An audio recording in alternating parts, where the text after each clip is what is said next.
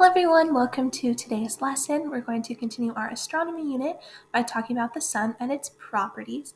I do want to mention there's going to be a Google form quiz at the end, so don't forget to fill that out. So let's get started. What we're going to learn today, we're going to talk about the solar system and stars. We have learned about those things in the past, but we're just going to jog our memory a little bit. We're going to talk about the properties of the sun, the layers of the sun, as well as its responsibilities. So the solar system is the planetary system located in the Milky Way galaxy. It consists of the sun at the very center, followed by planets. These planets include Mercury, Venus, Earth, Mars, Jupiter, Saturn, Uranus, and Neptune. If we take a look at this photo over here, we can see that the sun is at the very center, and all of the other planets are orbiting around the sun. The planet closest to the sun is Mercury, and the furthest away is Neptune, and Earth would be third, so it's the third closest planet to the sun. Also in the solar system are dwarf planets such as Pluto. Pluto used to actually be one of the main planets, but it's since been demoted since most of the properties it has are that of a dwarf planet, and we'll talk about those later on in the unit. There are also moons. We know Earth has one moon, but many of the other planets have one or even multiple moons. There are asteroids, comets, and meteoroids as well in the solar system.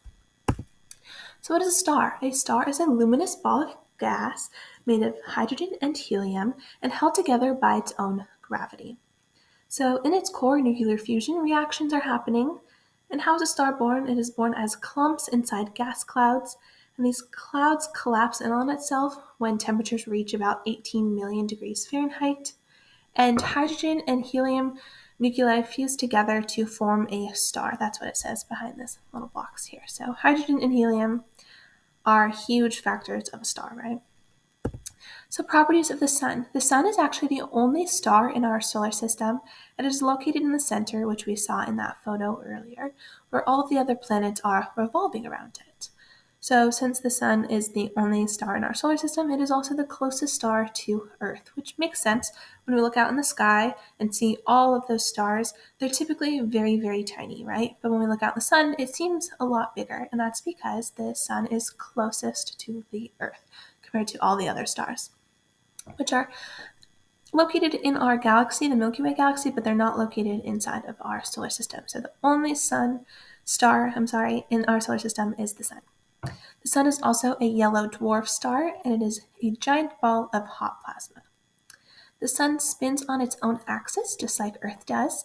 It spins counterclockwise, and it takes about 25 to 35 days for the sun to do one full rotation. Some more properties of the sun. The sun is composed of 75% hydrogen and 25% helium. It has 6 layers. These layers are the core, radiative zone, convection zone, photosphere, chromosphere, and corona. The core is the very center, which we can see in this diagram, and the corona is the very outer layer. So the core is made of hot, dense plasma, and it has a temperature of over 27 million degrees Fahrenheit, so it's very, very hot. It is where hydrogen atoms fuse together to form helium. We know the sun is made of hydrogen and helium, so that is where the hydrogen and helium comes in. It comes in at the core. The radiative zone is where energy transport occurs, and photons gain energy and then are transferred to the outer layers of the sun. Next is the convection zone. It is the outer layer of the solar material, and it has a temperature of around 2 million degrees Celsius. So some more layers of the sun. The next one is photosphere, which is the lowest layer of the sun's atmosphere. So the sun's atmosphere consists of the photosphere, the chromosphere, and the corona. The photosphere is where energy is emitted as well, and it takes 8 minutes for sunlight to reach Earth. So by the time it leaves the photosphere and comes to Earth, that was 8 minutes in time, which is pretty quick if we think about how far the sun is from Earth, right? It's very far, so it's quick. 8 minutes is quick for this light to come over to Earth, right?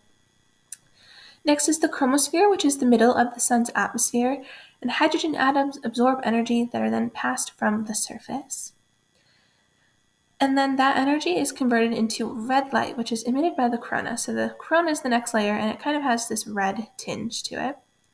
Corona is the outer layer. It is made of plasma, but it is also hidden by the bright light from the surface. So when we look out at the sun, we're not seeing the corona, which you would think we would be since it's the outer layer, but we're seeing that bright light that is emitted. What does the sun do? The sun radiates light and heat, also known as solar energy, and it allows life to exist on Earth.